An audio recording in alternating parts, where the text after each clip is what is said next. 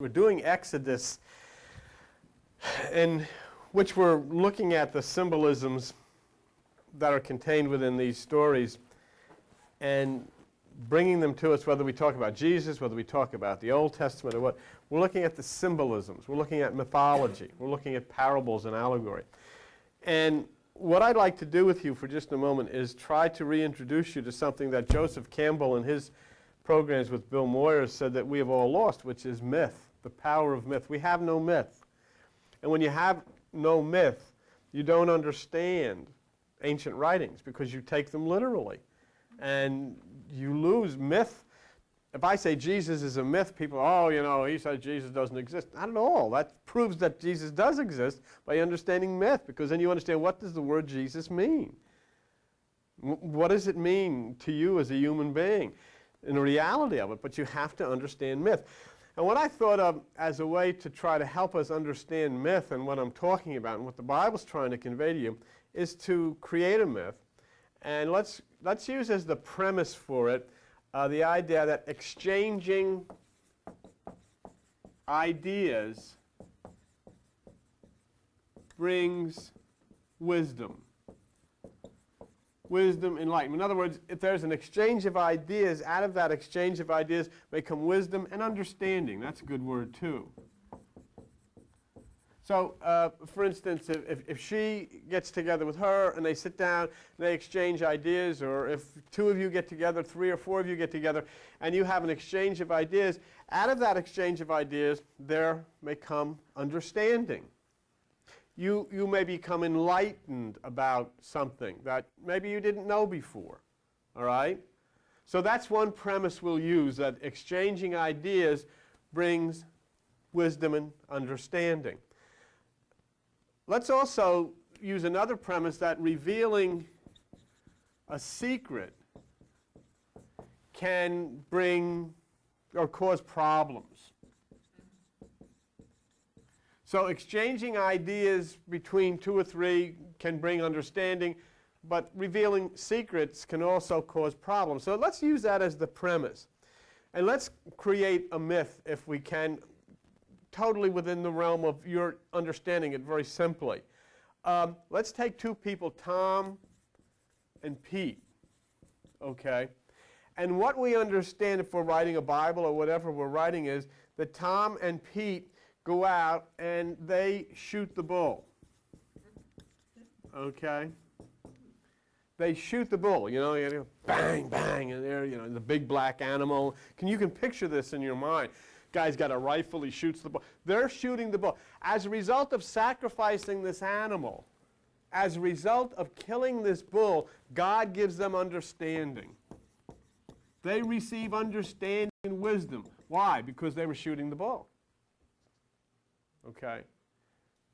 Now, what they received as far as understanding was knowledge about a friend of theirs whose name is Fred. And what they, between the discussion or from shooting the bull, the understanding that came to them is the fact that this is something they had been concerned about, but now they're pretty sure of it. Fred is off the wall. Now, in other words, he's not on the wall where he should be. He's off the wall. What they decided is they really don't want to tell too many people that Fred's off the wall, because this was given to them as divine understanding by sacrificing the bull, shooting the bull. They shot the bull and they received understanding about Fred. Fred's off the wall. Keep this secret. Well, it was okay, but after a while, Tom met Marie. And Tom told Marie, and Marie spilled the beans.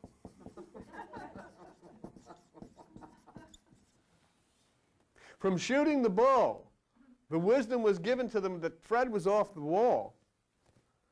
And now Marie spilled the beans. As soon as Marie spilled the beans, the cat was out of the bag. Okay? And when the cat left the bag, it caused great sorrow, because now everybody knew about Fred. They didn't know, you see, it wasn't that anybody told anything. It was when the cat left the bag, then everybody knew. So what do we have? We shot the bull. Understanding came because we shot the bull. The understanding that we received about a human being because we shot the bull was that the human being was no longer on the wall. The human being was now off the wall. When this was revealed to another person, that person spilled beans. When the beans hit the floor, the cat ran out of the bag, and that caused all of this horror because now everybody knew. And the prime reason, understand that the prime reason that everybody knew this secret was because what? A cat left the bag. Well, as long as the cat stays in the bag, there's no problem. But as soon as the cat ran out of the bag, it presented a serious problem. That's a myth. Every bit of it is true. Because what is this said? Tom and Pete had a conversation. And in the conversation, they arrived at a conclusion that Fred was not behaving normally. They didn't want to tell anybody this because this would cause problem with Fred and his family. But Tom told it to Marie.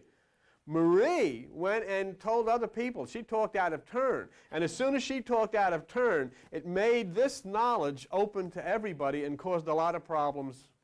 But how was it referred? How was it transmitted to you? By shooting the bull, this person was off the wall, so she spilled the beans and the cat ran out of the bag and it caused all the problems. Now this is the problem with you when you read a Bible. Most people will read exactly like that and take it literally, and they'll talk about sacrificing a bull, they'll talk about fish swallowing people or talking snakes, they're talking about somebody who literally spilled beans, they'll talk about animals talking and running out of bag, and they'll take it literally and they'll come in and say, I believe every word of the Bible, and they've missed the whole thing.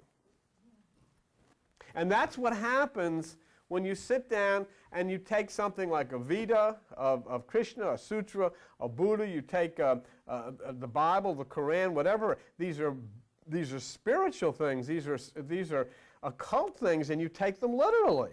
And most religious people do exactly that. And that's where you wind up with. You wind up with knowing two things. Because they shot a bull, and you just picture somebody with a gun shooting a bullet into a bull's head. Because they shot a bull, this woman eventually dropped a bag of pinto beans on the floor, and it caused the cat to run out, and everybody got upset. Is it any different than saying that Adam and Eve ate an apple and the whole world went down the toilet?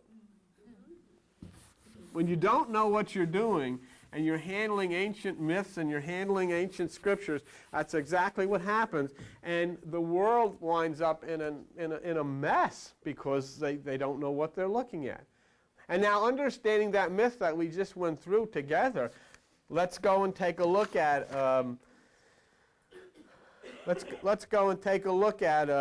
Exodus and understand what you're looking at is a myth. Just not a whole lot different than what we've looked at right here. It's a myth. It's people wandering around in the desert for 40 years. Just the idea that there are people wandering around in the desert for 40 years should tell you that's a myth. I mean, how are you going to wander around anywhere for 40 years? I mean, you're looking for a street for 40 years. Okay, go to page 62. And on page 62, if you look in Exodus chapter 17, Exodus chapter 17, and it says all of the congregation of the children of Israel wandered. Now, this, when you talk about wandering in the desert, that's your mental, that's your life. That's what you've done all of your life.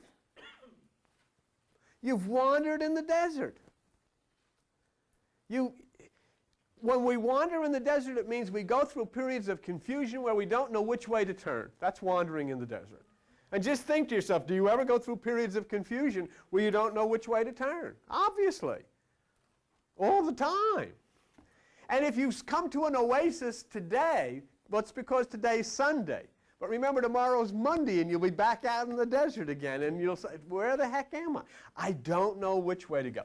I don't know which way to turn. We're on a constant search for purpose. We're on a constant search to find out what, every day you get a little older, every day you get more aches and pains, every day you start seeing things, the job isn't working out, this isn't working out, and you wonder, what the heck is the purpose? What's the sense of all of this? And then you've been raised by a religious group that takes all of this bizarre stuff literally and has arrived at the conclusion that the purpose of it all is for you to go to some other planet after you die. What's the sense of that? I'm on this planet, I'm alive. Let's do it here. The heck do I got to go someplace else after I die? With everybody that's religious. I don't want to go. Who wants to go and live for the rest of your life with a bunch of religious people singing hymns? Nobody wants to do that. Well, that's ridiculous. Obviously, it's stupid. And so then you say, well, what is it that we're searching for? We're wandering in a desert. Okay, in this particular instance, look where we're coming from. Chapter 17, and look at verse 6. Exodus chapter 17, look at verse 1. We're journeying from the wilderness of sin. There's an interesting word. Can be anything from smoking to playing the slots at Trop World to women wearing slacks to having sex to eating too much to drinking too much to going to church too little. All this junk is supposed to be sin, when actually all anybody has to do is go to a library, pull out a book on mythology, and you'll find that sin is the moon god of Ur of the Chaldees. The moon god. In other words, sin represents the moon, and the moon metaphysically represents the emotions because it reflects what's ever shown on it. What is sin? Dwelling in the emotions. That's what sin is. It has nothing to do with drinking or smoking or that's the things people do to have a good time, I guess. I don't know. But what's that got to do with it? You know why that's sin? Because they were looking for things to get that most people did to say this is off limits so that they could get you to follow them. So anything you like to do, they say you shouldn't do that. Why? Because it's a sin. Oh, who said so? We did. Oh, okay, hallelujah. Let's sing Amazing Grace. Now, you say, everything you could possibly do to have a good time is a sin. Everything. There is nothing you can't think of. They're not going to say it's a sin. And all actually it means, it's a psychological thing, it's you're dwelling in your emotions. Your emotions are controlling you. But here we've come from the wilderness of sin. And look what it portrays the story in verse 2. The people said to Moses, give us water that we can drink. They're thirsting to such an extent that they're prepared to revolt against the leader. Do you know why you're sitting here listening to me in the Vito's basement? Because you're thirsty. And you haven't had a drink all of your life, and the stuff that you've been fed as water from these people is bitter. And so now you get to a point where you introduce yourself into Greek mythology, which is earth, water, air, fire, the new mind. There are the 5 stages of consciousness in Greek and in most of the cultures of the world. Earth, water, fire, air. And what it means is you take the earth, which is your mind, you in meditation elevate to the 2nd level of consciousness, which is water, which will then bring you up to the 3rd level of consciousness, which is air, which will bring you to the 4th level of consciousness, which is fire, and then the new mind. Or as you know it, what do they do because they understand this literally? They'll take you down to the creek, stick your head in water, you'll come out of the water, and they'll say you're filled with the Spirit. Actually, all you've got is the flu because you got all this polluted water in your nose. Has nothing to do with it. Everybody that's ever been baptized in water has never been baptized.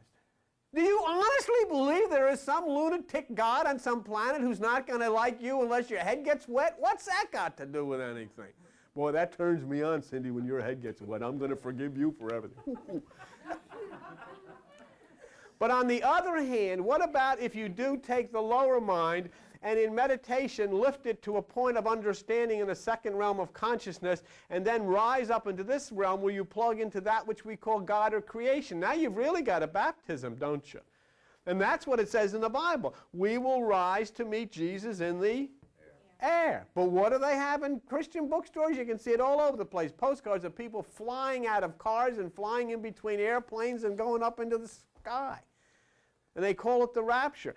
The rapture is a Buddhist principle, which means raising your consciousness. That's all it is. But when you misunderstand it, you actually think people are going to literally fly through the sky. So what's happening here? Here you are with your lower mind. In this particular story, you have a tremendous thirst. For what? Water, for truth, which is in the second level of consciousness. You need to have truth. You've got to find out what the heck is going on. You've come out of Egypt. You've come through the Red Sea of the emotions. You're continuing your journey, and now you're moving out of it. But you're searching for truth, see? And when you cross the Red Sea, as they did here in this particular myth, remember, that isn't the deliverance. That's just overcoming one encounter. You've overcome an encounter with the emotions. You're heading in the right direction, see? But there's barriers. There's tremendous barrier. And the greatest barrier to you to understand is religion. And the reason religion is a barrier is because it has no concept of myth. It has no concept of parable. It has no concept of allegory. And it defies the very Bible in which Jesus says in Mark 4:11, all these things are done in parables. It defies the very Bible in which Paul says in 2 Corinthians, be not a minister of the letter. Don't take this stuff literally. It defies the very Bible in which Paul says in Galatians 4:24 of the Old Testament, which things are an allegory. It defies the very Bible which in Proverbs 1:6 says wisdom is understanding the dark sayings of the ancients.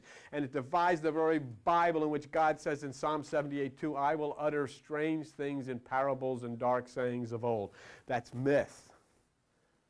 And that's what's in here. And so we sit down and we take those very things literally. If it says they shot a bull or they sacrificed a bull, that's what we believe. They shot a bull. We have no concept that what they're talking about is sacrificing that which is the very physical aspects of our nature. So I want you to look too when you have this search for water. There's a problem too, because you always have two aspects. There's a duality in everything. There's water, which is the higher, which is truth, and there's water, which is the lower, which is distortion. It's truth, but it's distorted, okay? And so here, then, there's a word in the ancient Hindu, it's called tanha, T-A-N-H-A, and it means longing for something. And there's a guru who said, he who is without thirst and without sin, I mean, there is no desire. We have overcome the emotion. He who is without thirst and is without sin has broken all the thorns of life. And that's what was so beautiful when you sit in a room with this guy that's accumulated all of this millions of dollars, and he says, honestly, really, you could say, I don't really care about this stuff. It has no meaning anymore. There's a word called transmigration, and transmigration means moving from one body to another, continuing the karmic chain from one life to another, which all of us have unfortunately experienced. You see, the problem is this, and we learned this last night from a student, and he made an extremely good point, and I would share it with you. What are you doing here on this earth? You are here to sacrifice yourself to clean up the mess that was made by all the people that came before you. That's exactly why you're here. You didn't create all of this lunacy. You didn't create all of this war and all of this. It was here thriving when you popped out on the pan wherever you came. Oh, we're going to name her. We're going to name him. Here you are. And what is your job? Your job is to enter in and sacrifice yourself into the spiritual realm to bring salvation to this nightmare that was created long before you ever got here. So that's it. There's a thing called Sutta Nipada. It's a man accompanied by thirst for a long time does not overcome this transmigration. So this thirst is this desire.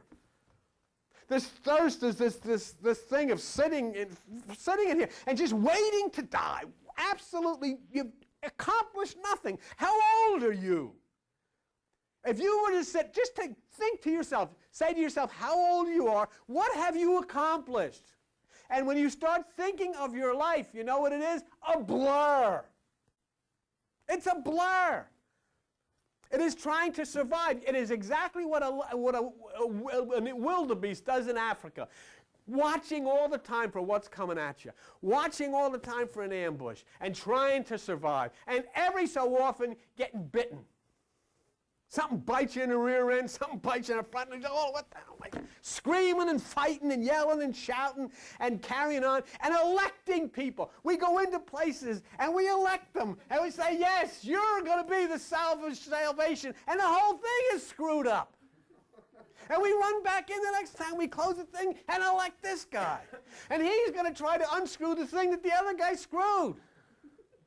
And it goes on and on and on and on and on. Look at page 493. And look about this thing of thirst. Let me show you something. It's in the book of Psalms.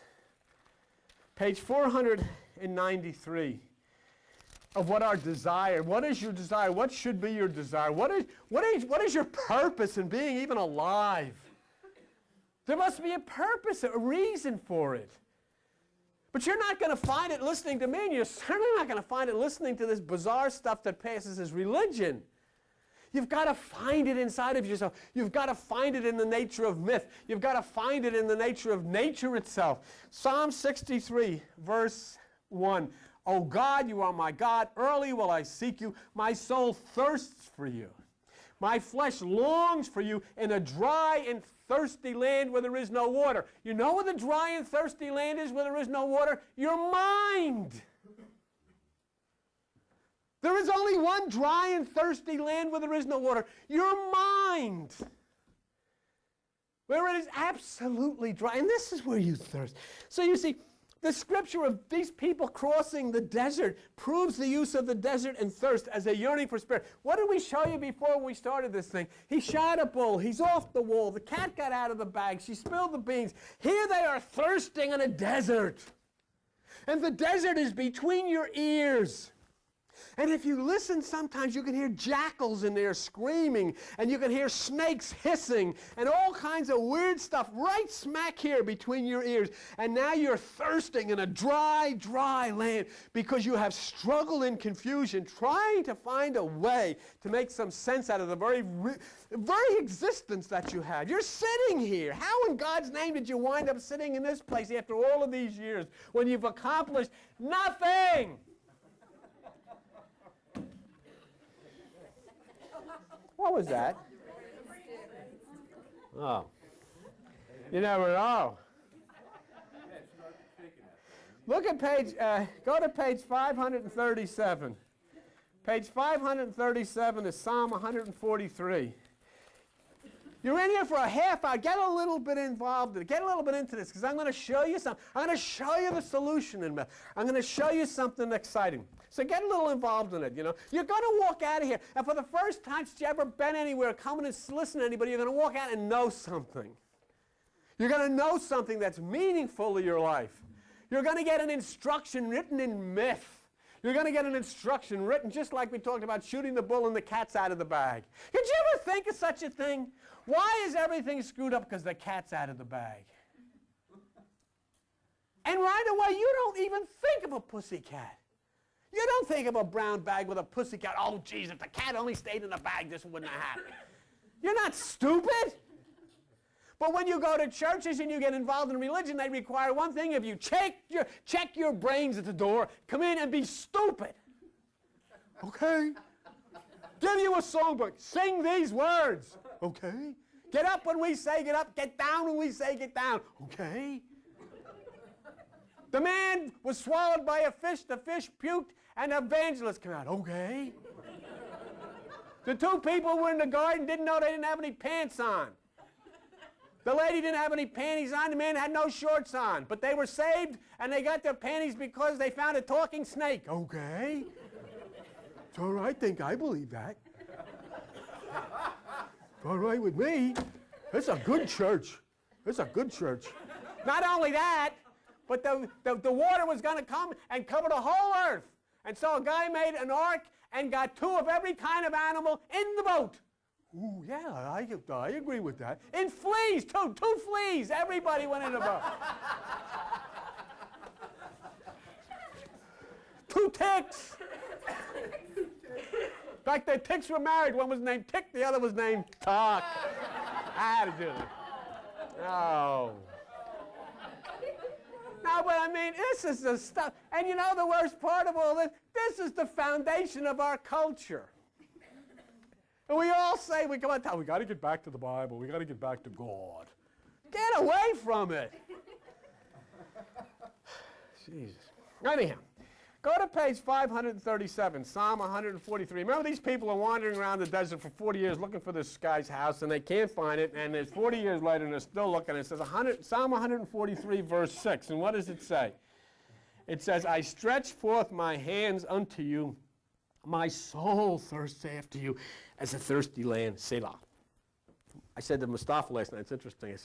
He said, Selah means prayer. That's Muslim. Prayer. Selah is my prayer. In other words, I'm thirsty. Say. Now, how can we see this all? I thirst. In other words, we're trying to find out. We're trying to get something into our heads, that some degree of sanity into this life. I mean, ever since I've been alive, people dropping bombs on one another and putting people in prisons and attacking people. Now they got everybody's on drugs and they're all shooting and everything. For what? Why are you shooting? Why are you dropping bombs? I don't even know the people. But you know, I belong to this group. And he belongs to this group. And that group is bad. And that group, why? Do you know this guy? No. I don't know them. But my leader said they were bad. When I was a little kid, I went to Catholic school. Across the street from us was a Jewish temple. And when they used to congregate out there, we had leaders who would tell us those people were the ones that killed Jesus. And I used to think, man, you're going to get yours, pal. Killing Jesus, huh? They're bad. I didn't know anything. And I'm in a religious school to learn the foundation of morality. And I am told, see those people over there? They're the ones that killed Jesus. Great. This is great. Don't miss church. You don't want to miss any of this stuff. And then 40, 30, 20 years later, you've raised a bunch of rapists, serial killers, drug people, all kinds of maniacs, violent people, and you don't remember about the things you taught them in Sunday school, about their heavenly Father is going to bomb the world and send everybody to hell, and these people are evil, and the Muslims are no good, and the Buddhists and all of these people are evil, and they're going to hell. You don't remember all this stuff. Maybe you were even the Sunday school teacher, and you brought little Junior in and taught him this filth. And passed it off as, oh, we don't want him to miss Sunday school. The one thing that would have helped this entire world is if everybody had missed Sunday school. Because you don't teach violence and hate to little children and not have to pay back. And you're paying back big time. Let's go to page 816 for just a minute in John chapter 4. And in John chapter 4 and verse 13. And let me tell you, let me reiterate, and I'm not blaming the Bible. The Bible is written in symbols. Okay? I don't believe in shooting bulls. But I do believe in having conference. What do you mean it's not in there? Get rid of that book, it's not in there.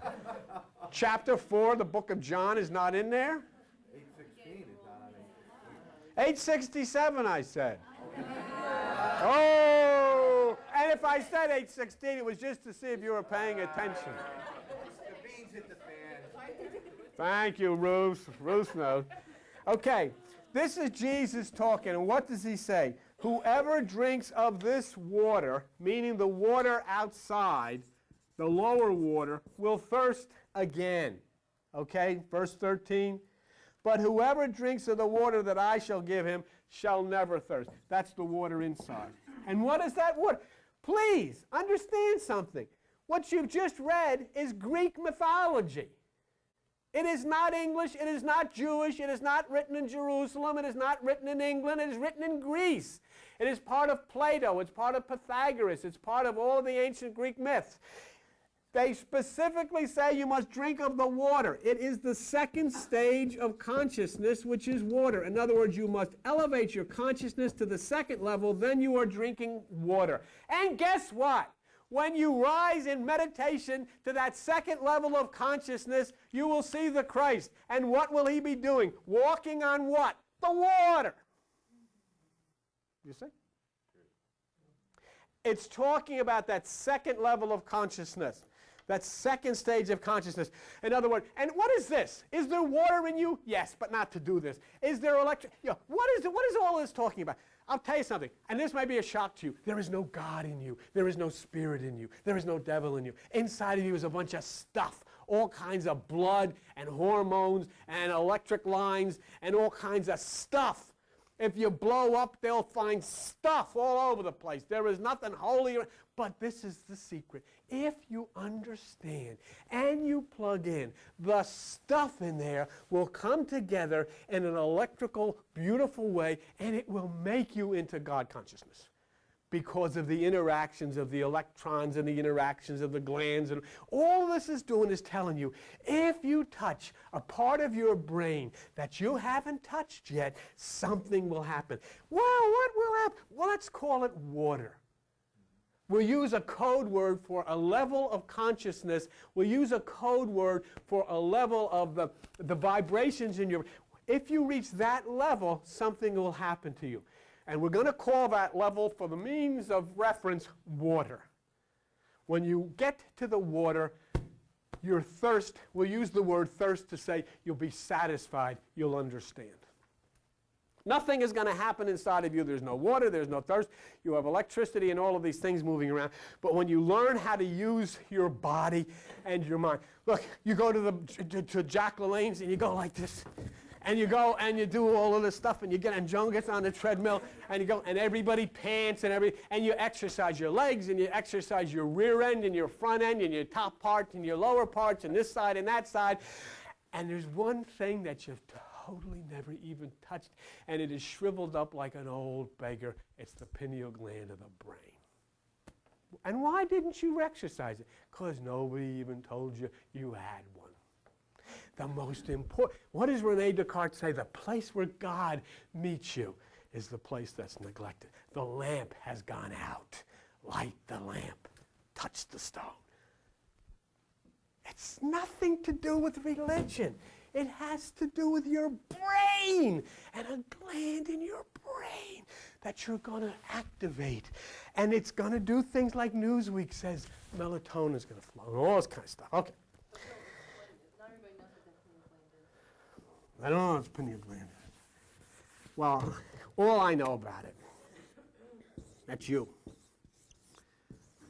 Look at that. You even got your bow tie.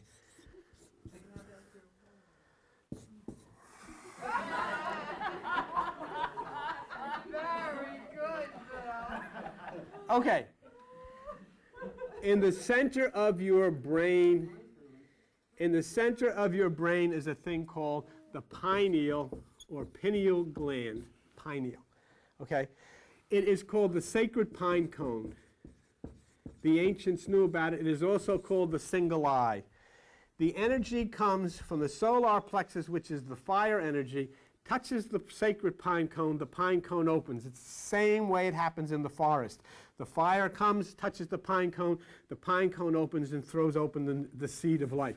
That pineal gland is the single eye, the point where you and God come face to face, and you have totally not touched it.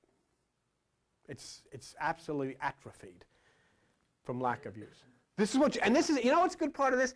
It doesn't cost you any money to touch the pineal gland. You don't have to join any church to touch the pineal. You don't have to go anywhere. It's a total personal thing between you and yourself. You want to do it, you do it. You don't, you don't. You want to stay on the left side, you stay on the left side. You want to go to the Garden of Eden and learn what life is about and become one with nature, you can do it. But you got to touch that stone. Let's get to that, okay? Now, we got to the point where you know you're thirsty. We've kind of analyzed what this is. You're in a desert of confusion and you're thirsty. Now come the instructions as to what to do. What are you going to do about it? How are you going to do this? Here are the instructions, okay? I want you to turn to page 62 where you are, Exodus chapter 17, so that we can see the instructions and we can understand them as given to this myth, okay? In Exodus chapter 17, verse 5, God says to Moses, and Moses is not a person who ever lived. Moses is a part of your mentality that leads you into the promised land. Moses is another code word for another aspect of your ego, your desire, your discipline that will lead you to the right hemisphere of the brain. Okay, Exodus chapter 17, verse 5. Go on before the people. It's your thoughts. Your thoughts are the people. Go before your thoughts. Go before your mind. Go before that which is within you and speaking to you. And if you don't think that the people is your mind, sit and listen to yourself. If you don't think that the people is your mind, think of the dream you had last night. Who are these people that you're talking to? Okay. Take, in verse 5, take the elders of Israel. The elders are exactly what you're listening to right now. The truth that's coming out of ancient scriptures revealed to you through the translation of metaphysics and symbols are the elders. The dark sayings, the existence of this. You believe that Jesus was born on December the 25th. The elders say that the sun is born out of the winter solstice on December the 25th. Since when? Since the beginning of time, out of the dark ages. It's always been that way. So the elders is what you're hearing right now.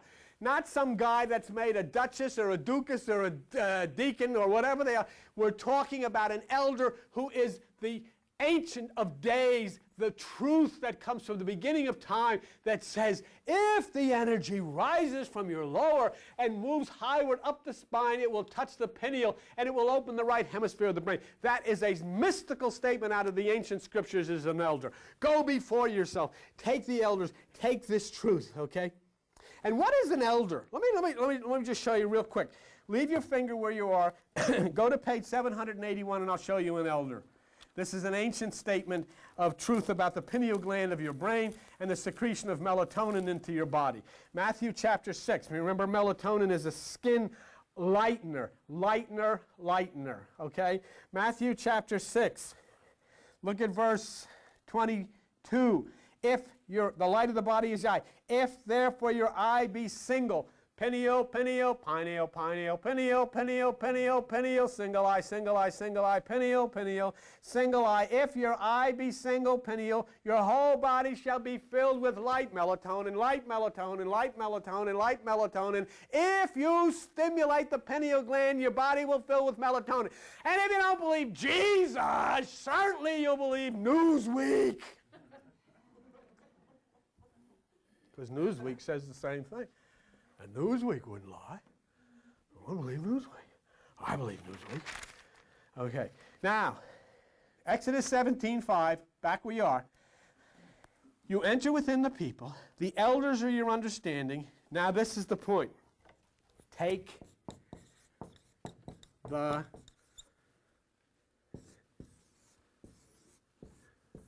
rod. Okay? Now, what I want to do,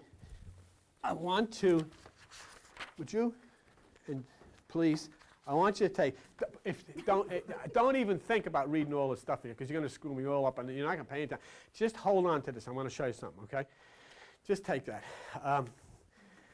This is the intro. Now, do you see, are you there at Exodus chapter 17, verse 5? It says, take the rod. Do you see that? Okay. The rod is very important. It is a symbol of divine power. The rod, okay, let me tell you also what the rod is. The rod is your spine. Okay? The rod is the spine, and the ancients of India in the Kundalini knew it as the spine that is sealed with 7 seals or 7 chakras, and that the energy would rise up through those 7 chakras or 7 points of resistance. What do you have in your body? You don't have serpents, you don't have spirits, you've got electricity.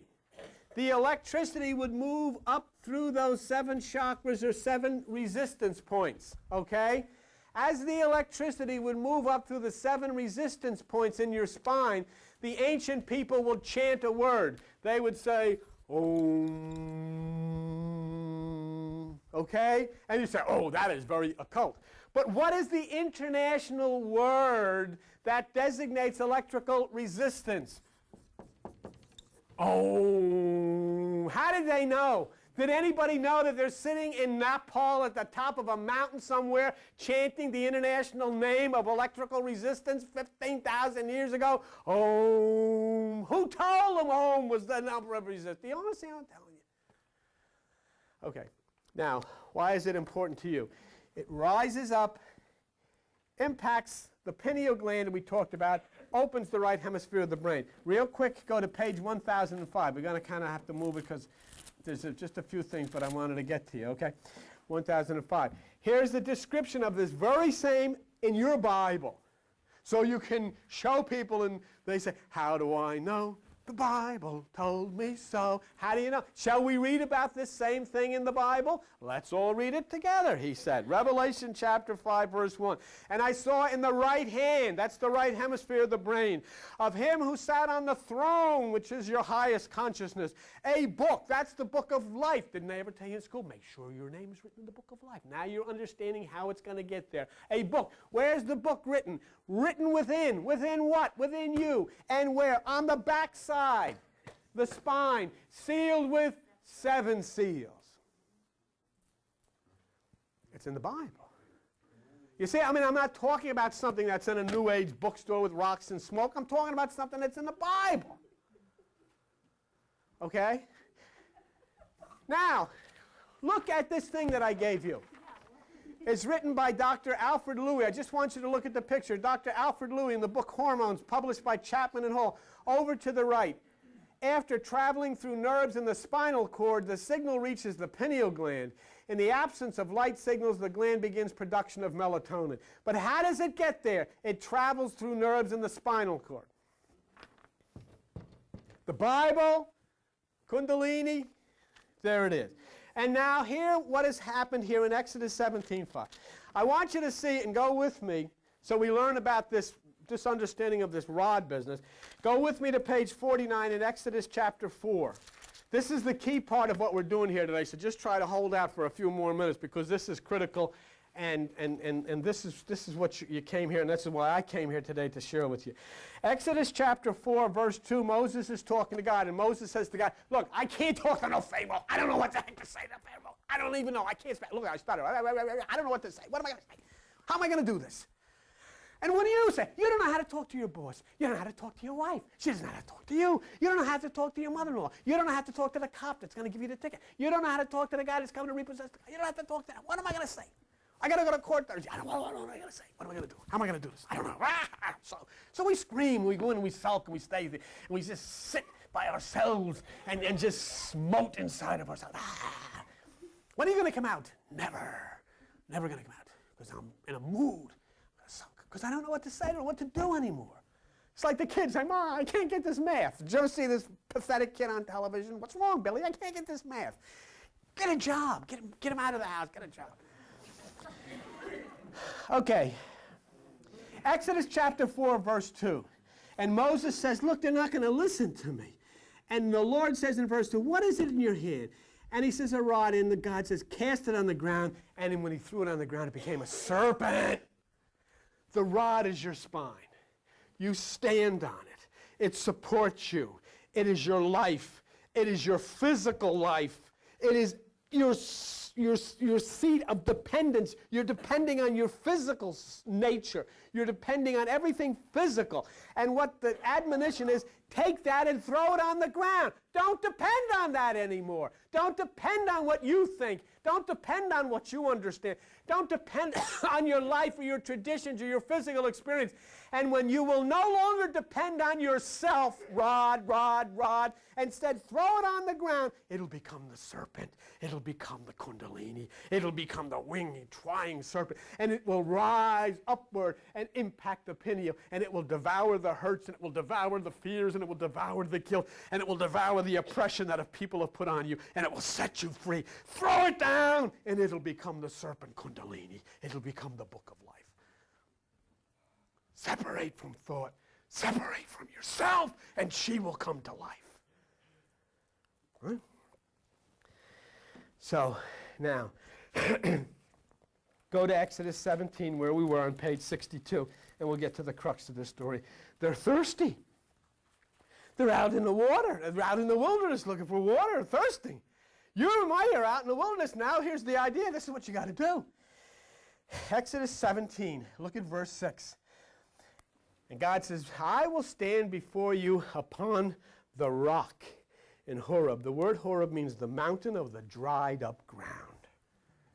Right here, right between your ears, the mountain of the dried up ground.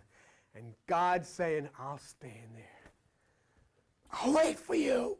I'll stand right smack there. I'll stand right on that rock. I'll stand right on that pineal gland. Do you know the pineal gland is a sandy consistency? But when you regenerate it through meditation, it becomes like a stone, like a rock. And he says, I'll stand there. A mountain place, a dry place. Exodus 17:6. Moses, this is what you do. You shall smite. In other words, you shall hit that rock, and there shall come water out of it, that the people may drink. The rock is the stone. The rock is the stone. The rock is the pineal gland of the brain. The rod is the spine. When the energy rises up the spine, it's coming up the rod, and it touches the stone, and the stone opens, and you become one with God. What an instruction. Let the rod touch the stone. Let the energy that rises up your spine through meditation touch the pineal gland, and the water will flow. The melatonin will flow. Every part of your body. Wow. Now, watch this one. Keep your finger there. Go to page 475 in Psalm 27. Page 400 and, what did I say, 75 in Psalm 27. And in Psalm 27, look what it says. Phew. In verse 5.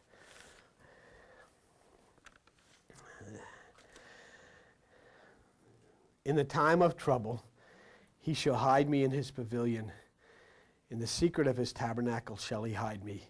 He shall set me up upon a rock. The stone. The stone that Jesus said the builders' religion have rejected has turned out to be the most important one of all. And that's what's being shown in all of your television programs. That's what's being shown in all of your magazines. This pineal stone. So the rod touching the rock is that energy of the spine touching the pineal. And when this occurs, the water flows, the truth, to bring forth healing, to bring forth understanding, to bring forth direction. You've got to go up and touch that stone. You say, well, I don't know what I'm going to do. I don't know how to do it. You don't have to, that's the good. You don't have to do anything. You've got to sacrifice one thing, the ego and the tradition. You've got to sit on the floor. You've got to sit still for a half hour and sacrifice yourself to this energy of love so that that serpent can rise upward and touch that pineal gland, and then the energy will explode that sacred pine cone, and the seeds of new life will flow throughout your entire body. And where this happens, if you look in Exodus 17:7, where they call the name of the place Massah and Meribah. You know what Massah means? Trial. And you know what Meribah means? Quarrels. Right in the middle of all the trials and all the quarrels that flood through your mind and a torment is this bitterness. Right smack in the middle of this is where that stone is. And right smack in the middle of this is where God says he's waiting for you to touch it. And listening to me doesn't touch it. And reading the Bible doesn't touch it. But sitting in the dark by yourself and causing your energy to flow upward in meditation touches it. And I want to show you one last thing that's very important. The admonition was take that rod, let the energy that flies up, comes up your spine, hit the pineal gland of the brain, and everything will flow. And Moses got in trouble. There was no Moses. But here's how you get in trouble. Here's how you don't accomplish what you set out to accomplish. I want you to look at page 136. And this is the last scripture that we look at. Page 136, Deuteronomy chapter 20. Okay? Deuteronomy chapter 20.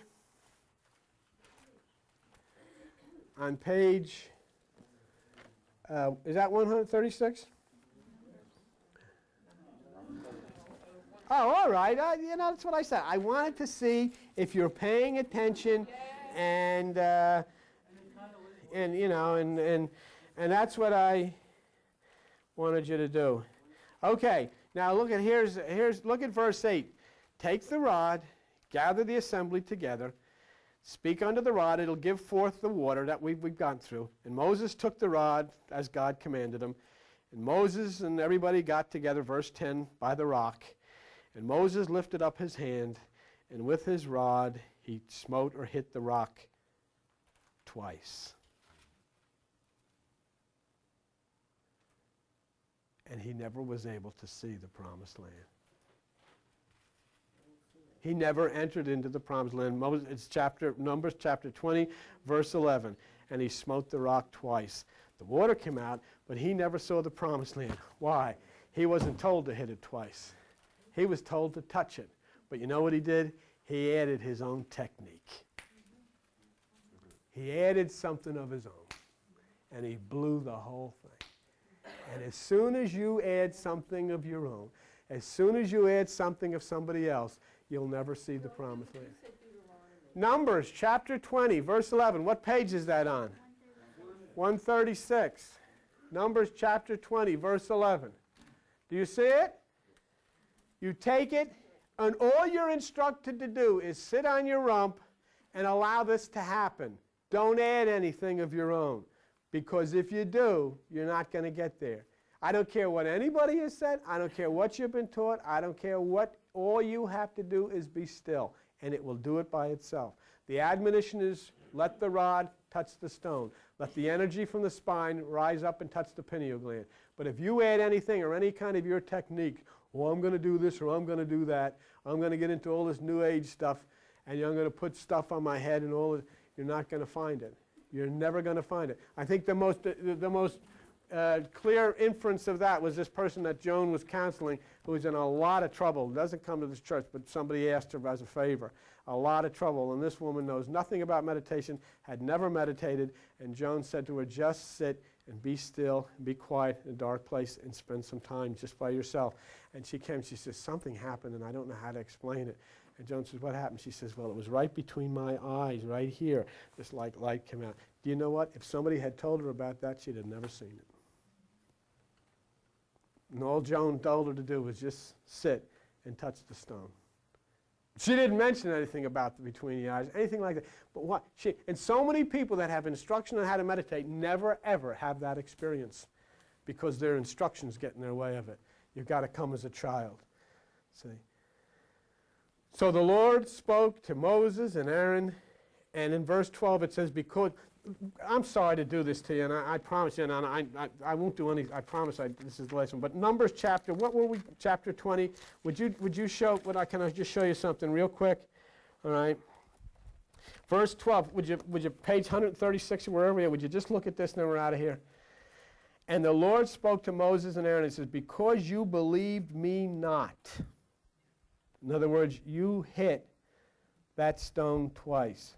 Because you believe me not, you shall not bring this congregation into the land which I have given them.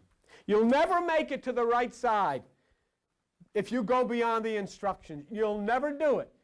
No matter how many courses you attend, no matter how many New Age classes you attend, no matter how many gimmicks you get involved in, you'll never make it. All you have to do is just sit still, by yourself, be still, in the dark. It'll happen. But as soon as you add anything to it, you'll never make it. What does it say? Because you didn't do what I told you to do, you'll never see the promised land. Jesus said, practice the single eye and seek the kingdom within, and the very religions that have his name on bumper stickers will tell you up and down this road that if you do that, it's a cult and it's evil. Because they didn't obey the instructions, they'll never see the promised land. They'll have to be born again. You know what Mustafa said last night? One of the funny things he said, I couldn't get involved with this mafia stuff. He says, because I don't want to have to be recycled. And you know what he was saying? I don't want to have to be born again. Everybody in the East knows that the most evil thing that can happen to a person is to be born again. Because you're recycled back through the same old crap until you learn. You don't elevate and come back in a higher state. You're recycled through the same garbage heap. And that thing, which is negative, and remember, Jesus Christ only said to one person, you got to be born again. He said that to a religious guy, Nicodemus. He never said it to his disciples. And that thing, which is a negative in every Eastern religion, is cherished in this culture as salvation. They call evil good and good evil because they don't understand. They look and look, but they don't see. They listen and listen, but they don't understand. Thank you.